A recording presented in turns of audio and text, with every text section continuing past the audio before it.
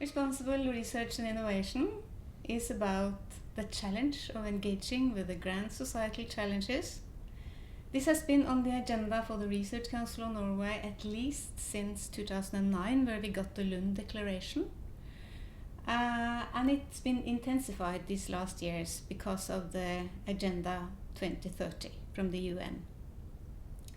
And this is the same as to say that RRI is also a way to approach the challenges that are now emerging under the umbrella term of the third generation of research and innovation policy.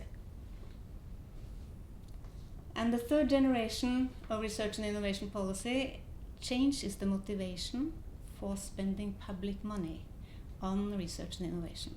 It's no longer not just the market failure that motivates us or the system failure, but we are also motivated by a transformation failure, a failure to transform the grand societal challenges. So this has been a motivating force in the Research Council when they set up 2 pilot centers for excellent, or I like to call them fantastic, transformation. The first one, Digital Life Norway, was launched in 2016 after a quite long and extensive phase, a process involving researchers, industry and relevant stakeholders. And one outcome of this process was a negotiated framework articulating ambitions or stretch goals, expectations for the center. And this is called the RRI framework for the Research Council. The framework described 4 process dimensions.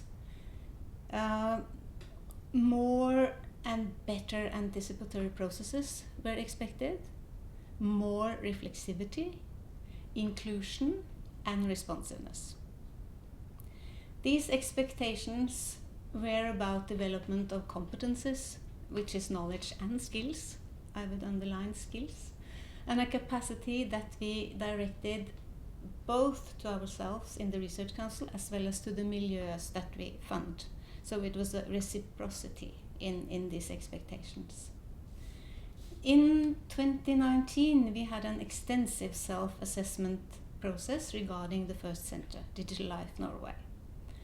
And to cut a quite long and interesting story short, what we had to put more focus on and efforts into, we found, had to do with anticipation. That was, as you might remember, the first process dimension that we identified in the framework process. So anticipation, that had become a hard nut for both the researchers and the Research Council. We had encountered a lock-in at many levels, and as we know, the future doesn't exist, and for some it was not relevant to do research then on the future. Still, we also know that our imaginations of the future plays a decisive role in everything that we do.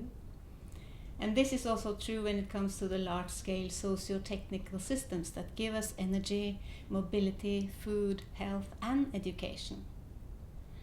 So, and we are also implicated in producing and reproducing these socio-technical systems every day. These systems are not sustainable and they need to transform, as I've been indicating before. So research and innovation are main players when it comes to producing and reproducing such systems, which again means that the socio-technical imaginations that goes into producing and reproducing them becomes vital in change and transformation process. So this is the background for experimenting with futures literacy in the Research Council over the years, because we think that this is an approach that enables us to have a closer look at and even begin to transform the important drivers that such received social technical imaginations represent. We find that they are most often implicit and not up for discussion, not available for scrutiny. So this is why we now have started another pilot center, the AFINO Center, the Center for Responsible Research and Innovation in Norway, and where we put a lot of focus on anticipation and this approach of futures literacy.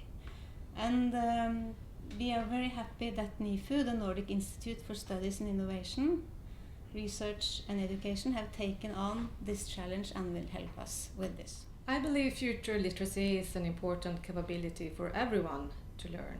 But in the policy learning context, I think it can help policymakers to move beyond the usual technology fixed perspectives, which are quite common when they design research and innovation policy measures.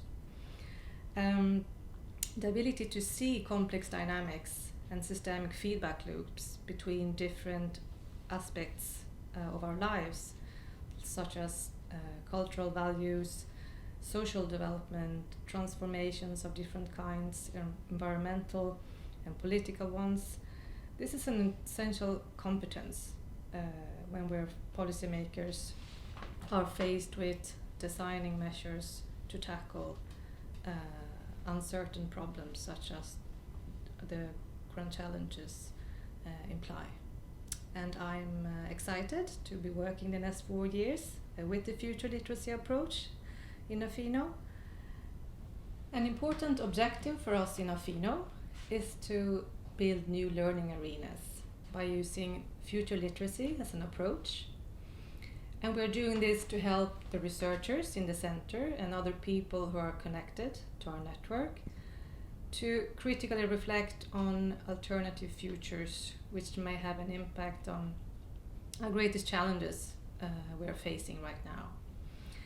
And we're using future literacy laboratories as a concrete tool to reflect upon issues, for instance, about how to reduce the massive food waste we are currently producing, or for instance on reflecting on how we can ensure more accountability in policy making processes which are supported by algorithms. Third example is where we will use future literacy laboratories is on how the Norwegian salmon farming industry may become more responsible, environmentally responsible.